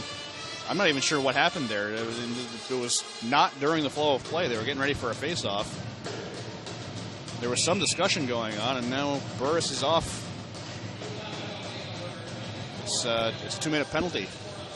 Still waiting to see what the official call is going to be. Unsportsmanlike conduct is the call. Well, that's probably the worst way that they've put themselves behind the 8 ball so far. And now a shot by the Engineers shortly after the face-off. Very similar to what happened when they scored their second power play goal, as a shot came in from the point by Schilter. And it's covered up by Sheely. So just 9 seconds into the Engineers, what is it, 8 now? 8th power play opportunity, and we're not even at the end of the second period. Almost scoring their 4th one there. Now Schilter, after RPI controls the face-off. It's up to Grushaw on the far boards. Now Svoboda in the corner. Svoboda in the far corner. Off the back wall for Mahoney. Over to Wash. Now a shot by Schilter is blocked by Snodgrass. And she'll grab it and just get it out of the zone as Grushaw tried to control it and ended up kicking it out. Mahoney along the near boards has it. Gives it away to Stott, and Stott lifts it and saucers it out. Snodgrass will give chase. She'll be the first one to get there. You've got Wash behind her. And Snodgrass will just tie up along the far corner in the RPI zone. A minute 10 left on the power play for the Engineers on their 8th power play of the afternoon. They've just been having plenty of chances to score goals, that's for certain. And they've got 3 of them. Grushaw in the neutral zone. Sends it up ice. It's about time for her to get off the ice. It's the second power play unit out there for the Engineers now. Bohanic along the blue line just keeps it in. Sends it down behind the net, but nobody there for the Engineers. And UConn tries to get it out of the zone. Bohanic is there to pinch in, keep it in along the near board. Now Horwood stepping in, takes a shot. Wasn't really challenged by it, but it went wide. I think Horwood might have been a little bit surprised to see how much open ice that she had and take a quick shot. Whistle just wide of the net. And RPI sends it back into the UConn zone with 20 seconds left, intercepted by Hughes, and she'll just send it all the way down the ice with 14 seconds left on the RPI power play. Bohanic brings it around behind her own net. Has it up for Rooney. Katie Rooney up for Walsh on the far board. Walsh now in the corner as the power play expires. Hilwa back to Wash. Now Hilwa behind the UConn zone. One-touch pass for Bohanic. Now Walsh back to Bohanic. And that's sent into the slot and it's picked up by UConn. They're going to head back the other way with it as Rothke now will just send it in on net, and that's sticked away by O'Brien into the corner. And Fleming is there for the Huskies. Walsh grabs along the near boards, gets it up to Rooney. Rooney almost had a seam to get a breakaway there, but lost her handle on the puck and ends up having it go into the near corner. Now Grushaw and Tomlinson trying to control for the Engineers. Snodgrass controls and tries a headman pass up for Barisov. Barisov can't control it, and that gives RPI's defense time to get back and set up in their own zone. Snodgrass, near her blue line, takes a shot right on Kelly O'Brien. Had no problem with that one. She was right where she needed to be and ended up right on the RPI logo across the front of her jersey. 42.8 seconds left here in the second period. Then all RPI in the middle frame as they have a 3-0 lead against the visiting Huskies from the University of Connecticut. UConn wins the face-off. That is Cook. Going to walk in, takes a shot from the side of the face-off circle, near face-off circle. That gets blocked in front. Now the Engineers trying to head the other way with it as Wash sends it down. Picked up in the zone by Laura Horwood. And now UConn gets it out of the zone. RPI goes back to grab it with 16 seconds left in the period. They'll get it up to the blue line, send it right back down. And now the battle going on behind the UConn net as Engineers looking for a quick final shot with 5 seconds left. Up for Banks along the far boards. Banks takes a shot. Ooh, it squirts just wide. And that's the final whistle for the second period.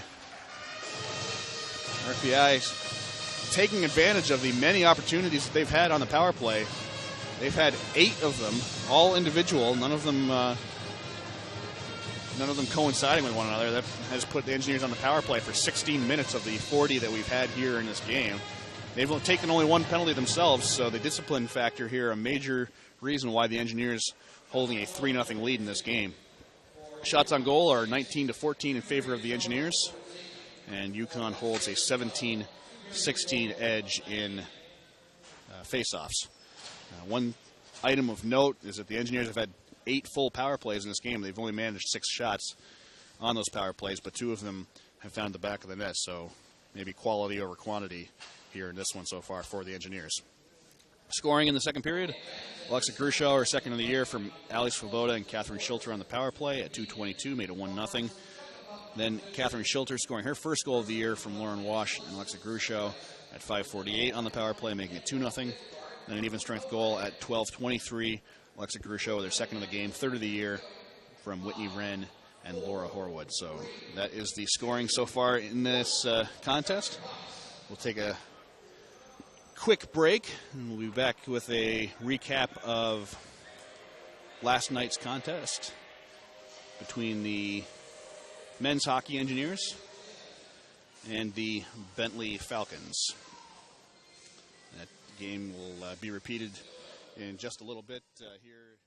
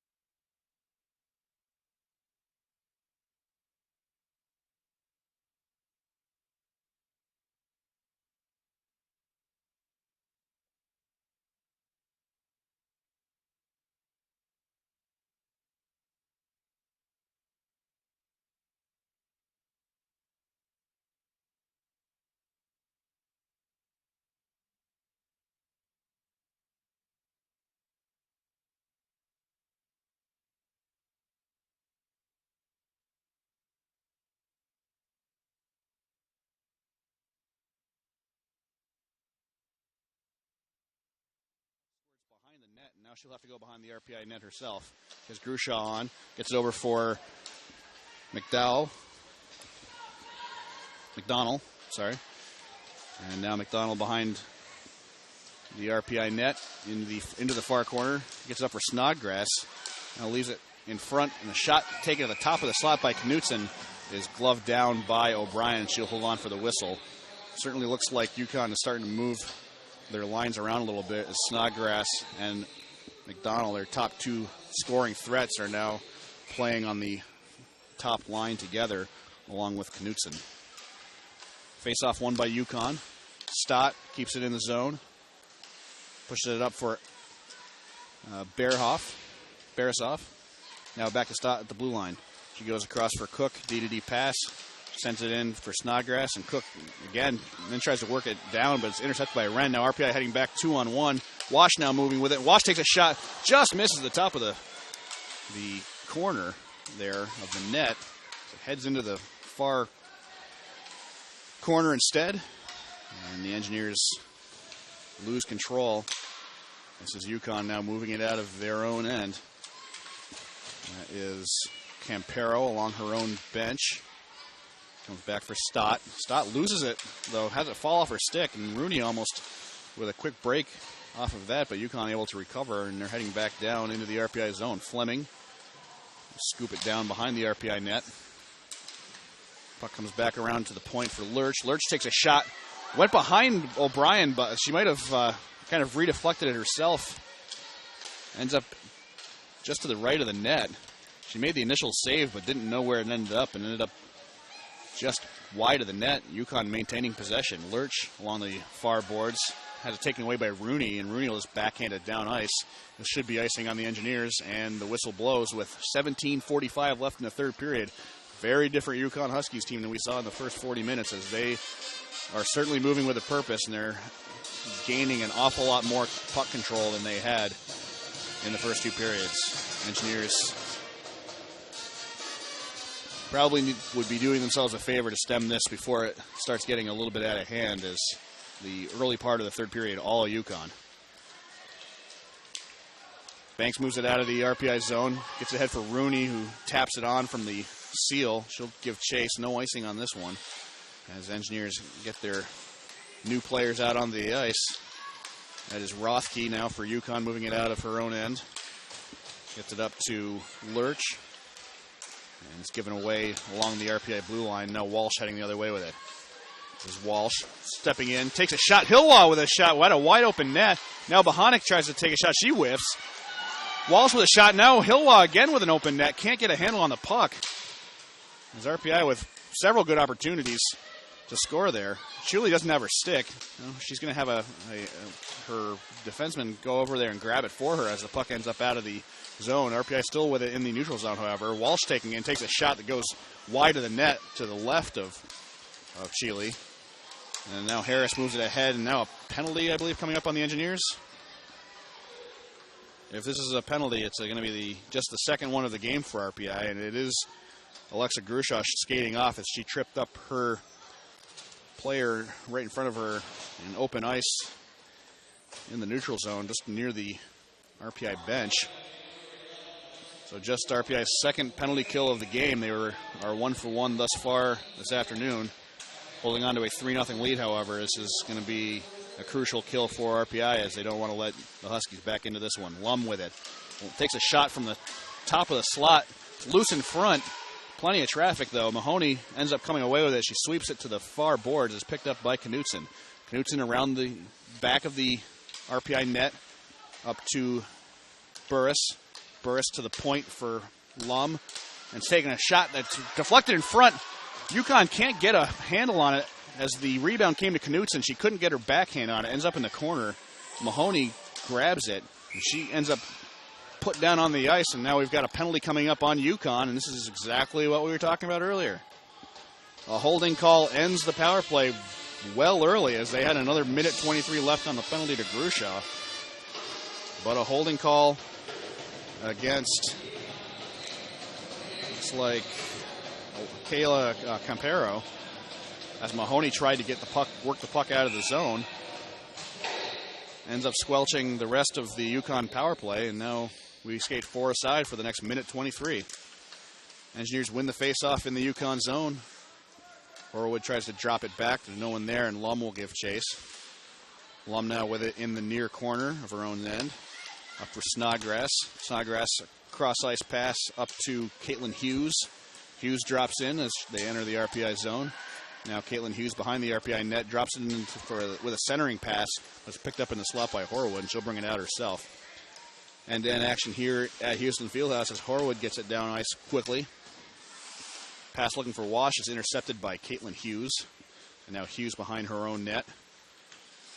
Glances it up into the neutral zone, intercepted there by Bohonic. She crosses the red line and sends it back down. 38 seconds left on the 4-on-4. And then RPI begins a very short power play of their own. Moved on at the red line by Yukon as they conduct their change. RPI trying to catch them in it. Mankey behind it, just coming off the bench, but she's not able to catch the long pass. And Zimmer brings it back for the Huskies. Now into the RPI end is Fleming along the far board. Takes a shot that's deflected in front. Looked like it was deflected by Zimmer. She gets put down onto the ice by Schilter. Now the Engineers heading the other way with it. Cook intercepts in her own zone. Sends a pass up to her own bench. RPI going on the power play in 2 seconds. Shot by Yukon is saved by O'Brien. And now it is Rooney who will set up behind her own net.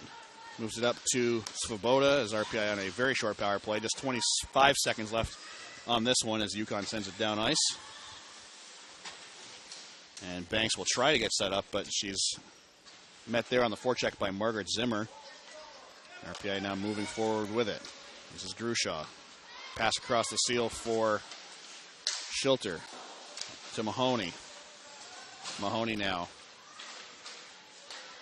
loses control of the puck in the corner as the power play expires. Both teams back to 5 players with 14 minutes left in this one. As the puck ends up all the way down into the RPI end. Engineers try to send it out, but it's kept in by Burris along the far board. Banks is going to have to go back and get it now for RPI. She bounces off the back of her own cage. And it's picked up by Hannah Bohonic. RPI moves it out of the zone, but they're going to say the pass attempt to the RPI player along the seal was not connected, and it's going to be an icing call on the Engineers with 13:39 left in the third period. RPI still with a 3-0 lead. And the story of this game, really above and beyond anything else, has been UConn's discipline problems. They've shot themselves in the foot numerous times by taking penalties here this afternoon, and they just did it again, taking one early on in just their second power play opportunity of the game. That's helped the RPI maintain this 3-goal edge, although UConn's still pushing forward more than we've seen them so far in this contest. RPI gets control of it along their own blue line. Pass is intercepted in the neutral zone by Brittany Barasoff. She brings it up. It's a pass across to Snodgrass, who takes a weak backhanded shot from the top of the near faceoff circle, and that's an easy save for Kelly O'Brien. UConn definitely needs something to spark for them quickly here in order to get themselves back into this game. There's only 13 minutes and 12 seconds remaining in this one. They face a 3-goal deficit on the back of a pair of goals by Alexa Crushaw and one by Catherine Schilter. UConn wins the faceoff. But it's Wash coming away with it eventually. Now Kimmerly behind her own net for Schilter. And now Wash still trying to maneuver around the 2 forecheckers. And he ends up getting it out. This is Wren bringing it in for the Engineers. And she's moved off the puck by the Huskies. And now UConn going the other way with it. Trying to move quickly in transition. And this is Zimmer. She gets it up to the point for Leah Lum. She walks in, takes a shot that was blocked in front. RPI gives chase. That's Whitney Wren going after the puck, but it's kept in by UConn. Now Lum with it at the point. Looking around, she's got a couple of players coming off the bench. That is whipped just wide by Rachel Farrell, one of those players that was just coming off the bench. And now Schilter doing battle behind the net with Rothke as UConn works the puck free. Kelly Harris going behind the RPI net, turns, goes the other way, gives it to Cook at the blue line. Cook takes a shot that is deflected in front, and she gets it back. Now Stott at the point. Stott with a big pass into the far face-off circle for Rothke. She can't control it. RPI is still trying to get a handle on it. No, whistle. We're going to have a penalty coming up on the Engineers as a body checking call will put RPI on the penalty kill for the third time this afternoon. Another big moment here for both of these teams as Schilter is one of the more important penalty killers for the Engineers. Goes off on a body checking call with 11:48 left in the third period.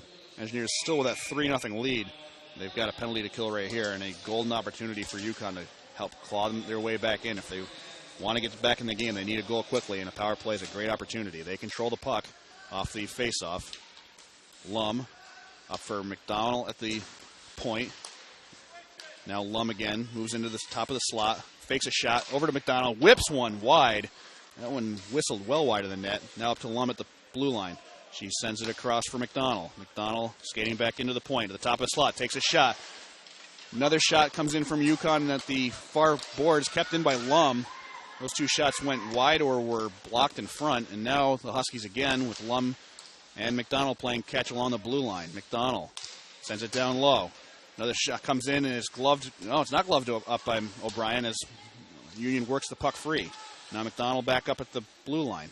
Fakes a shot, walks to the top of the slot, takes a shot that goes wide, and it's picked up behind the net by Knutson. She sends it back up for Lum along the far near boards. Now Lum up for McDonald. McDonald takes a shot that looks like it was blocked in front and maybe got up into the netting as the whistle blows. Certainly a big breather for the Engineers as they've been trapped in their own end for this entire penalty kill, and there's still 56 seconds left on the penalty to Schilter. UConn with easily their best scoring opportunities so far in this game on this power play, but they haven't been able to get one through. They've been connecting on good passes and making some shots, but the RPI penalty killers have been doing a good job at getting in front of them and helping out netminder Kelly O'Brien as UConn brings the puck out of their own end. That is Fleming bringing it across the blue line. She'll take it into the far corner, and she'll get it around the back of the RPI cage. Now the puck along the near boards for Caitlin Hughes. Hughes fakes a shot, gets it over to Harris. Harris whips a shot and scores. Harris from the near face-off circle puts it over O'Brien's left shoulder and in. That's a critical goal for the UConn Huskies as they get a power play tally with 10:10 left in the third period. They're on the board. It's 3-1. The RPI was playing with fire there a little bit on that penalty kill. They were not getting looks on the puck, to say nothing of being able to get it out of the zone. And to some extent, it was just a matter of time before UConn found the right seam, and they got it right there, getting themselves on the board. So the RPI lead now at 2 with just about 10 minutes left as UConn attacking right away off the ensuing faceoff. They're going to need another one, and they're probably going to need it quickly if they're going to put themselves well back into it, but they've given themselves a fighting chance with a power play goal as a shot comes in from Hughes along the near board. It's sticked away by O'Brien. It's been all UConn here with the exception of the RPI power play earlier. But now RPI moving 2-on-1, 3-on-1 if they hurry, and a shot by Svoboda is saved by Chuli. She gets it over into the corner. Once again, the Engineers working well in transition there to create an opportunity to score. As UConn pushes up ice as they want to change personnel. Wash has it along the RPI logo. Now this is Wren. She steps into the UConn zone, but she is just a step offsides. The official scoring on the goal, the power play goal for UConn says Kelly Harris is the goal scorer at 9:50 of the third period. Power play goal has made it 3-1. We'll get the assists on that one in just a moment. But certainly new life for the Huskies here with about 9 minutes left in the third period. RPI can't get a decent shot with the puck near the Union crease. I'm sorry, the UConn crease as the Engineers now head back down ice with it into the UConn zone. This is Schilter at the blue line. Up for Mahoney. Mahoney to Middlebrook. Middlebrook drops in. Now comes back to Middlebrook. Middlebrook with a quick shot, and Mahoney tried to tip in front. Couldn't get a handle on it. Mahoney goes back to grab it. Leaves it for Tomlinson in the far corner. Puck comes around to Grushaw on the near boards. Grushaw tries to get it up to, looks like Banks was the intended target. Banks ends up having to chase it down, keeps it in the Yukon zone. Picked up by Knutson along the near boards, and she gets it out to McDonald on the RPI logo. That gets sent down ice. It is RPI now trying to move back the other way with it. This is Wash across the blue line into the near corner. I'm sorry, the far corner. And it's pass into the slot is picked up by Yukon. They'll bring it the other way. Pass ahead for Harris is too far. She's the first one to the dot, and that'll wave off the icing call. Harris brings it around. Can't get a real good shot off of it, and O'Brien just lets it slip along her leg pad, and she scoops it up for the save. Still looking at just a goal for Kelly Harris. Now it's been updated. Harris' second goal of the season is on the power play. The assists are to Caitlin Hughes and Rebecca Fleming. So with 7:48 left in the third period, the Engineers still on top in this one, but their 3-goal lead has been cut to 2. And, of course, they say the 2-goal lead, one of the worst in hockey. So RPI now entering some dangerous territory, but they've got about 7.5 minutes that they need to kill off here in order to walk out of here with a victory. Rooney bringing it up for the Engineers. Tries to drop it into the zone, but the Engineers are offsides. So we'll see the face-off come up. It's like, oh, well, the face-off's going to be in the Yukon zone after all, so I'm sure maybe a hand pass or something along those lines. Regardless, it's 7:28 remaining in the third period. RPI still with their 3-1 lead. This is Hilwa stepping in against Farrell. Won by Yukon. Harris along the near boards in her own zone. Back for Lurch. Lurch gets it out. And that's up for Farrell. Farrell dumps it down in. Picked up by Harris, the goal scorer for Yukon. Up for Farrell in the slot. She's taking a shot that gets blocked in front. Now it's up for Hughes. That is Allie Hughes. The top of the slot. Her shot goes wide. And it's taken by the Engineers. They'll get it out of the zone as Walsh looks to go the other way with it. She's coming in 1-on-3 as RPI changes behind the play, but she still cuts to the net. Ends up just putting it wide as her teammates join behind her. Yukon now moving the other way with it. They're coming in 2-on-3. And that'll be taken in the RPI zone by Delaney Middlebrook. He gets it up for Svoboda, who moves into the Yukon zone. Tries to dump it into the slot for a streaking Middlebrook, but she can't get a handle on the pass, and Yukon's just going to send it out with 6:26 left in the third period. Shilter tries to maneuver on the RPI logo, but she gets taken down. No call forthcoming as the Huskies looking to break out of their own zone and get some more offense going. Their offense has cooled off a little bit since the goal by Harris on the power play. That's certainly not what they need with about 6 minutes left in this one, facing a 2-goal deficit. Picked up by the Engineers and sent to the near boards. Bohanek is there to grab it in the Yukon zone. Yukon will whip it around to the far boards, and it's picked up by Kayla Campero, who sends it out of the zone, and it's taken by the Engineers along their blue line. Horwood coming off the bench, grabs it and takes it across the logo. She sees into the zone. Has it taken off of her stick. Wren can't control it. And now it is Caitlin Hughes who comes away with it for Yukon. The Huskies move it out of their zone with a pass from Snodgrass. That is up for Campero. And a shot comes in on O'Brien. She quickly gloves it directly down, makes the save, and gets the whistle with 5:24 left in the third period. The Engineers holding a 3-1 lead in this one. Mentioned earlier that the Engineers were 0 for 29 to start the season on the power play, but have 2 power play goals in this one, both of them coming in the second period to give the power behind RPI's 3-1 lead. Engineers will say they won that face-off as they come away with the puck after the tie-up in the face-off dot. They can't get it out of the zone, though, as Lum turns around, takes a quick shot, goes off of O'Brien's pad, and ends up having to quickly make a move with her glove to grab that one as a bouncing puck in front just kind of got out of her grasp for a second. Kind of kicked it to herself to make the stop with 5:09 left in the third period, and the face-off coming up to O'Brien's right. It is going to be Snodgrass taking this draw for Yukon. Looks like the referee's ready to drop the puck. Nobody there for RPI as Grushaw quickly moves in. Grushaw ends up winning the face-off. Taken behind the RPI net by Brandy Banks. And the Engineers now get it up into the Yukon zone. That is Tomlinson in the far corner. Drops it back off for Grushaw. Grushaw and Snodgrass doing battle in front for Mahoney, and Mahoney takes a quick shot that's saved. The puck was free, and Grushaw ends up whipping it into the net, but the whistle had blown. An early whistle as Chuli was trying to pounce on the puck. The referee blew the whistle. I think maybe he thought that it had been covered, but it was certainly not. Grushaw wants to know why she didn't just get her hat trick. Mahoney, the captain, is a little bit confused. She's asking what the deal was. The Yukon penalty bench is open, which is certainly not the first time this afternoon that we've seen it. And it's a roughing call against Leah Lum for the 10th penalty taken by Yukon here this afternoon. If the Huskies aren't able to climb back into this one in the next 4:49, that'll be your number one issue that they want to solve before tomorrow, is keeping themselves out of the penalty box. There's a roughing call.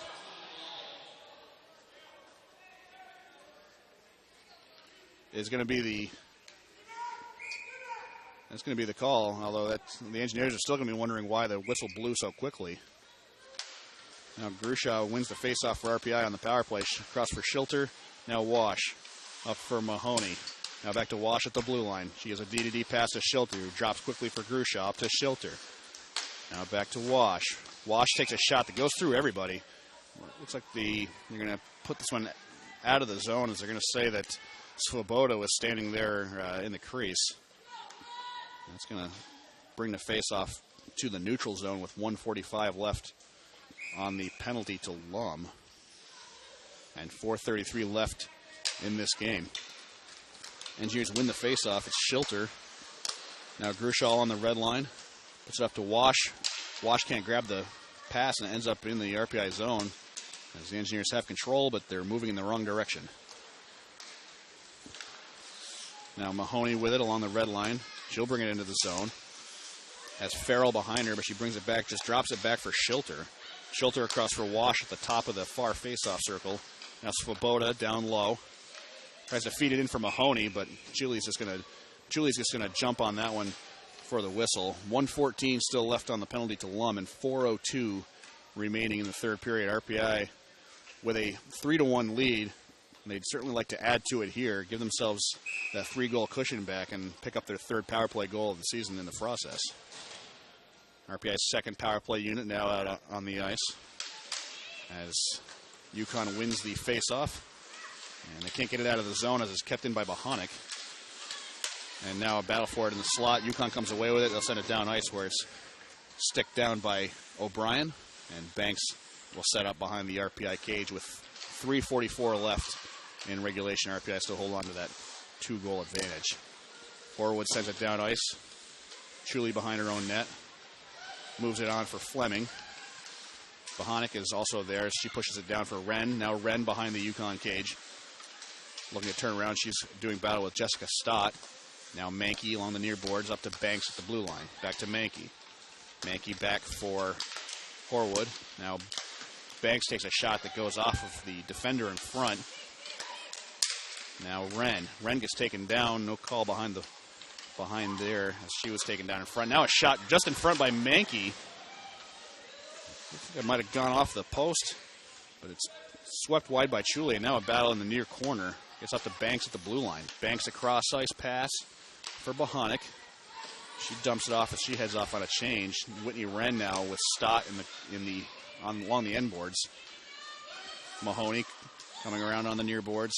Leaves for Middlebrook. Middlebrook kind of shovels a pass that goes directly into the glove of Chuli. She'll put it down. Power play is over. 2:37 left.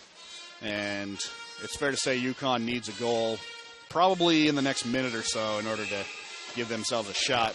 But the face-off is coming up in their own zone. So it's do or die now for the Huskies. Yukon winning the face-off.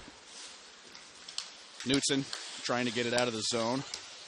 Grushaw tying it up there. And Burris finally kicks it free, but it's Shilter collecting just past her own blue line. Mahoney now along her own bench. Up for Grushaw. Brings it into the zone. She has Tomlinson with her. Tries to pass to Tomlinson in the slot, but is blocked down by the defender. That is Caitlin Hughes. RPI picks it up, and now a quick shot by Grushaw goes wide. Grushaw with 2 goals, looking for her hat trick. And a loose puck in front is jumped on by Chuli with 2:06 left in the third period. RPI holding on, playing some defense just by keeping it down in the Yukon zone. Face-off coming up to the right of Chuli. And now we're going to have the timeout called by Yukon. As if they're going to get Chuli out of the net, they're going to have to spring the puck free from their own zone where RPI has kept it for much of the last couple of minutes. I'll quickly run down the scoring while we're in this timeout for the Huskies. RPI got all 3 of their goals so far in this one in the second period. A goal at 2:22 by Alexa Grushaw on the power play, made it 1-0. Catherine Schilter followed up on the very next power play, scoring at 5:48 for her first of the year to make it 2-0. Grushaw with her second of the game at 12:23, made it 3-0. And Yukon got one back here in the third period at 9:50, scoring their only goal so far on the power play. Kelly Harris's second goal of the season, making it 3-1. That is where we stand. The Yukon Huskies have taken 10 minor penalties for 20 minutes.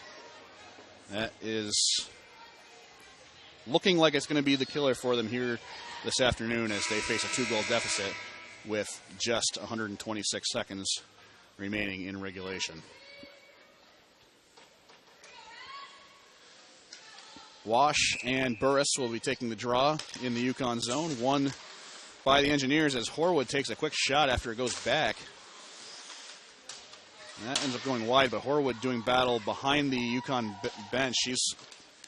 Or behind the Yukon net, I should say. She's content to just tie it up as much as she can. She's doing battle with 3 different Huskies and kept it back there for a good 10 seconds. That's some of the best defense you can play is forechecking like that, and that's what Horwood is accomplishing right here as they're keeping Yukon bottled up in their own end.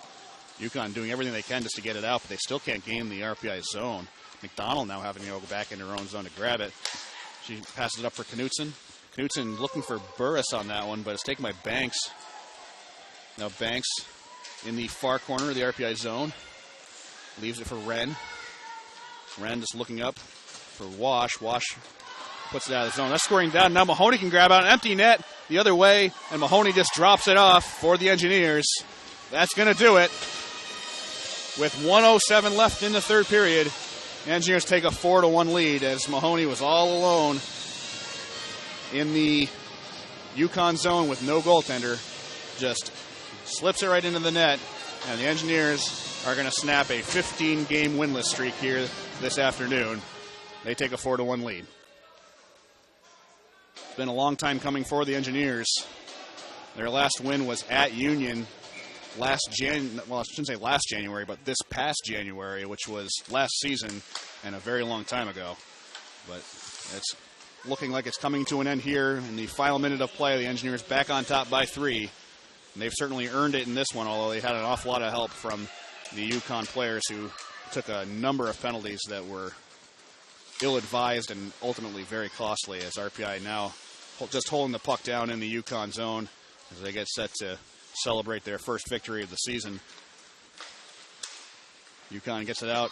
It goes off of Harris. That's heading all the way down ice. Kimberly is giving chase. She picks it up. They wave off the icing. And Mankey now in the far corner.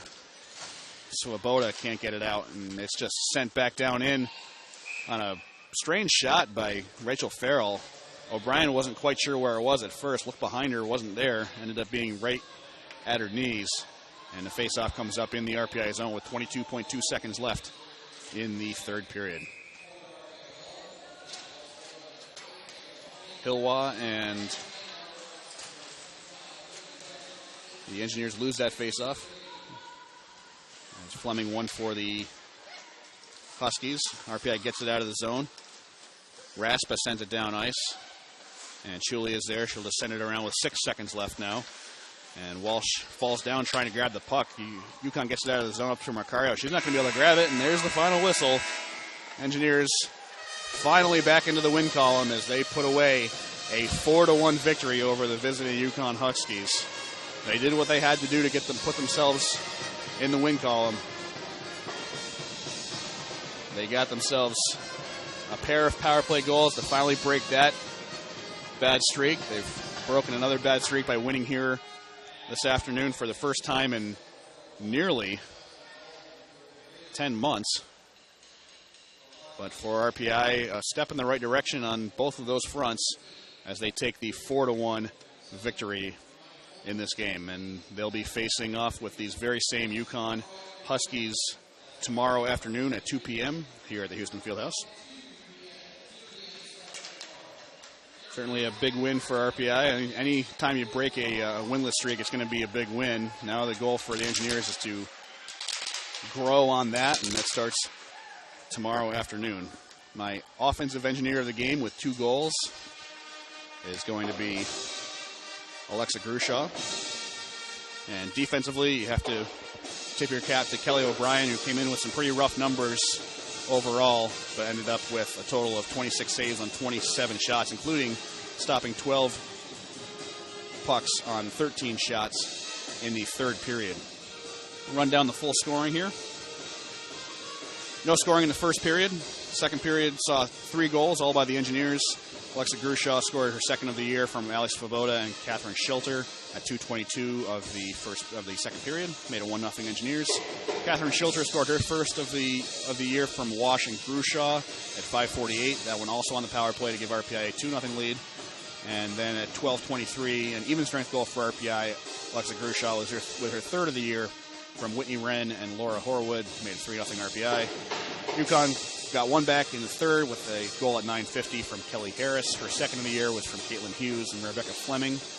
Made it 3-1, but RPI sealed it up with an even strength empty net goal at 18:53. Taylor Mahoney scoring her first goal of the season with the assist to Lauren Wash, her second of the game. And Whitney Wren's second of the game as well for the final of 4-1. Overall, Yukon 10 minor penalties for 20 minutes. RPI was 2 for 10 on the power play. Not overly stellar, but 20% is certainly better than 0%, which is where they were coming into the game. With 10 power plays today, they are now 2 for 39 on the power play. So still work to be done overall, but a good step in the right direction for the Engineers. The Yukon Huskies 1 for 3 on the man advantage. One of those was cut short by a terrible penalty that was taken late in this contest, or I should say late in the second period. Well, before we get out of here, want to be sure to thank Johnny back at the station for getting us out there and keeping us out there. I want to remind you that the next broadcast on WRPI Sports is scant minutes away, I suppose. It's about an hour and 45 minutes away. It's a reminder you're listening to live coverage of Engineers Hockey on 91.5 FM, WRPI Troy, and you'll be listening to it again at 6:45 this evening when Kurt Stutt and Ryan Clark bring you tonight's game between the RPI Engineers and the Bentley Falcons in men's hockey. Puck drop on that one is 7 p.m. and as mentioned, on air time at 6:45. As of right now, our next women's broadcast women's hockey broadcast is scheduled to come on Friday, November 7th, with a puck drop time of 3 p.m. as the RPI Engineers take on the visiting St. Cloud State Huskies of the WCHA. That broadcast time should be probably somewhere between 2:45 and 2:50 on Friday, November 7th. We'd like to be sure, before we leave, to thank the Rensselaer Union, which provides funding for WRPI and all the club-related activity of the Institute, including WRPI's coverage of RPI hockey, football, and baseball. As a reminder, WRPI is on the World Wide Web. Point your browser to WRPI.org, and you pick up WRPI's broadcast 24 hours a day, 7 days a week, so long as WRPI is broadcast, and we provide that broadcast on our internet feed. Once again, that is WRPI.org. WRPI Sports is seeking current RPI students to make live calls of RPI athletic events, such as the one you just heard on WRPI between RPI and Yukon. If you have any interest whatsoever, please be sure to drop us a line. You can reach us at WRPI-sports@rpi.edu. My name is Tom Reel. You've been listening to live coverage of Engineers Hockey. Your final score from Houston Fieldhouse is RPI 4 and Yukon 1.